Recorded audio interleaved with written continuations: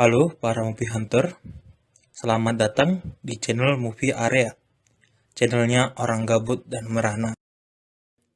Di sini kami akan merekap alur cerita Pocong The Origin yang dirilis pada tahun 2019. Film ini disutradarai oleh Monty Tiwa dan diperankan oleh Nadia Arina sebagai Sasti, Samuel Rizal sebagai Amah, Surya Saputra sebagai Ananta, Della Dartian sebagai Jayanti, dan Tio Pakusadewo sebagai Ki Endang. Film ini mengambil cerita tentang kejadian-kejadian yang dialami Sasti dan Yama saat hendak mengantar jenazah Ananta, sang terponis hukuman mati, kembali ke kampung halamannya. Penasaran kan?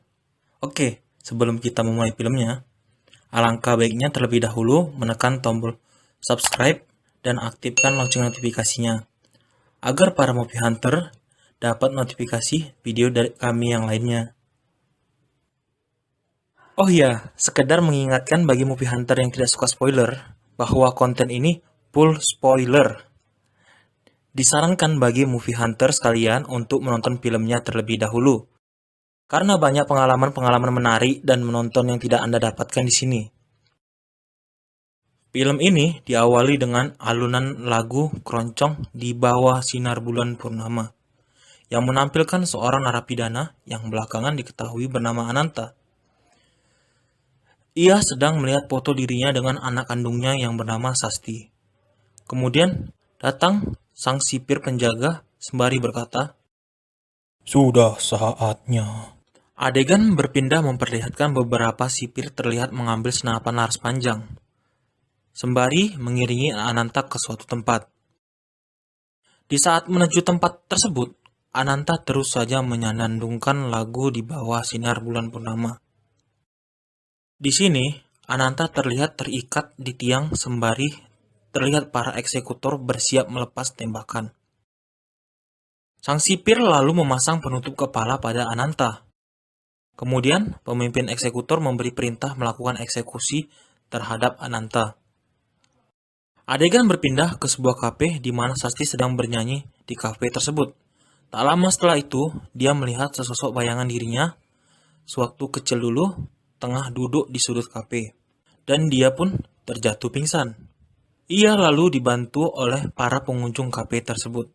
Saat ia sadar dan melihat kembali sudut itu, bayangan itu sudah hilang, seperti mantan. Saat Sasti sedang berjalan di malam hari, datanglah sebuah mobil yang berhenti di dekatnya. Kemudian turun seseorang yang ternyata itu sang sipir penjara. Lalu ia menyodorkan pertanyaan, apakah dia yang bernama Sasti? Sasti mencoba mengelak dari sang sipir. Sang sipir memohon pada Sasti untuk ikut bersamanya. Dan akhirnya Sasti setuju untuk ikut dengan sipir tersebut. Saat tiba di gerbang lapas, terlihat banyak wartawan yang menghadang mobil tersebut. Mereka menuntut informasi tentang status Ananta. Sasti dan sang sipir penjara akhirnya tiba di depan kamar jenazah yang berada di dalam lapas tersebut. Kemudian, kepala lapas mendatangi mereka sembari memberitahu Sasti bahwasannya ayahnya telah dieksekusi. Akan tetapi, belum kunjung mati. Saat Sasti memasuki kamar jenazah dan melihat ayahnya terbaring di sana, tiba-tiba Sasti diberitahu oleh kepala lapas mengenai bisikan dari Ananta saat dieksekusi tadi. Ia berkata bahwa hanya darah dagingnya lah yang mampu membunuhnya. Dari fakta tersebut, kepala lapas meminta Sasti untuk membunuh Ananta. Mendengar pernyataan tersebut, Sasti langsung lari keluar dan muntah-muntah. Ia kembali melihat bayangan dirinya sedang duduk di ujung tangga lapas tersebut. Lalu, dia dikejutkan oleh kepala lapas yang tiba-tiba menepuk bahunya. Kepala lapas itu bingung sebab Ananta telah 2 kali dieksekusi, namun belum juga mati. Fix pakai immortal plus pasif nana. Di saat seorang sipir hendak mengganti baju Ananta, listrik tiba-tiba padam. Kemudian, kengerian pun dimulai. terdengar ada suara orang menjerit yang lalu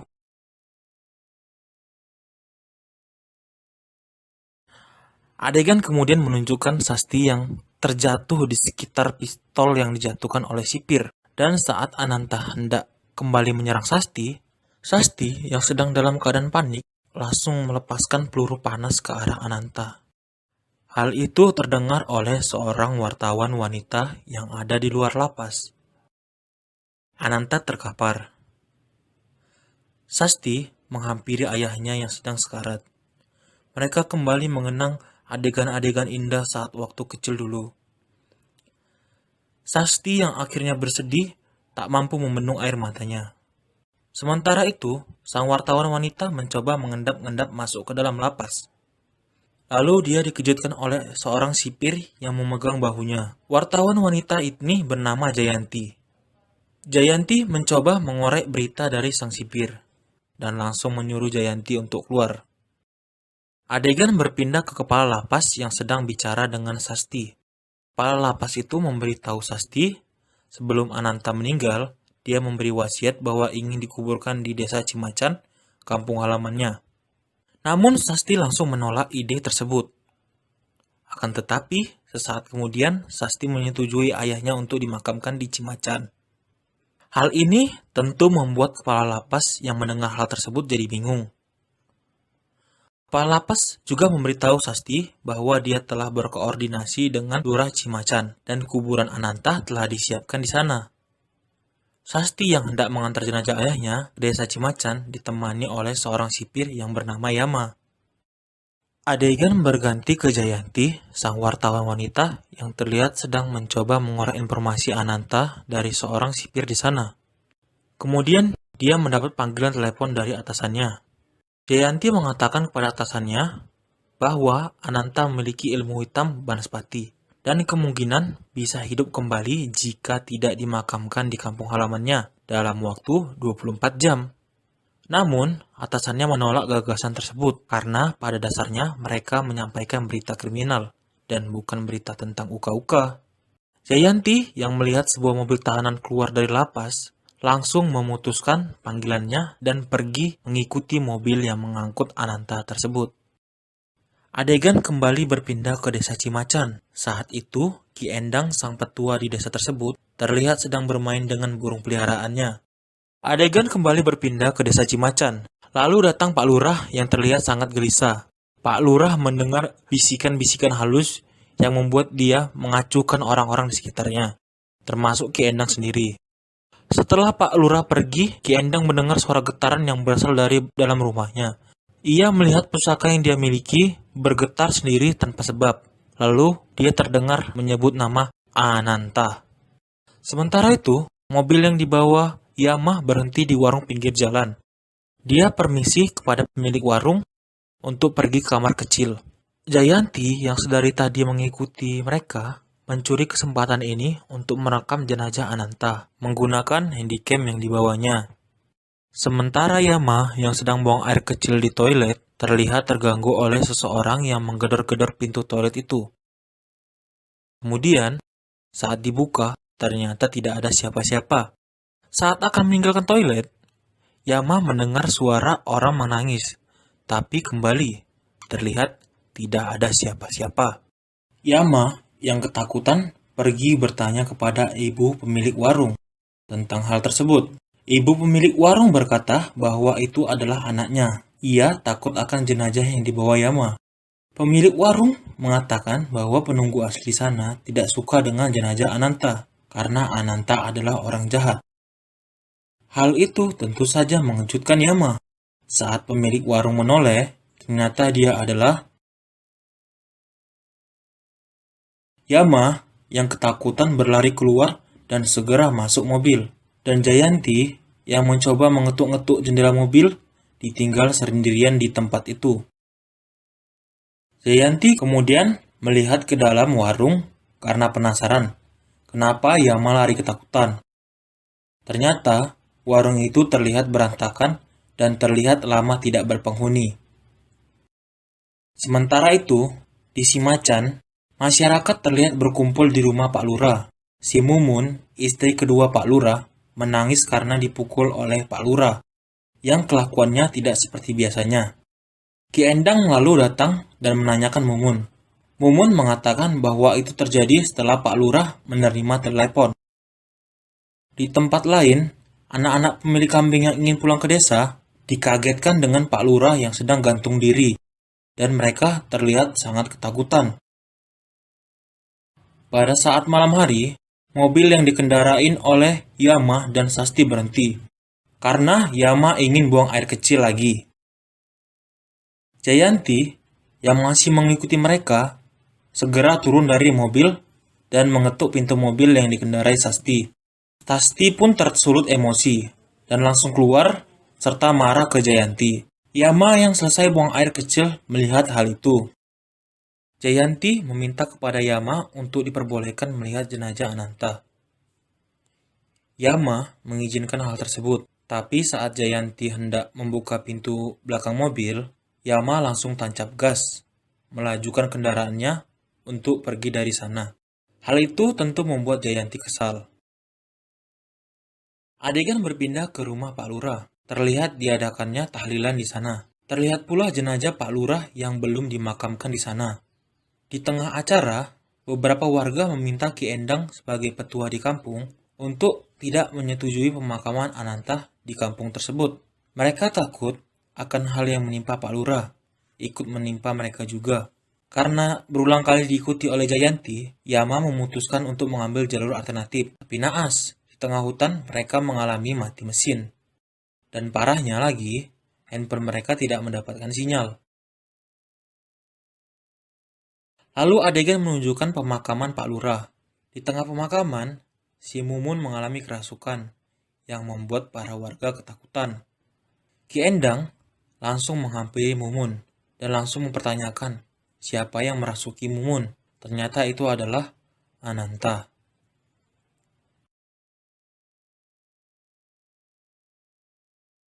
Sementara itu, Yama dan Sasti melihat warga yang lewat. Mereka langsung meminta bantuan untuk mendorong mobil. Saat mendorong mobil, terjadilah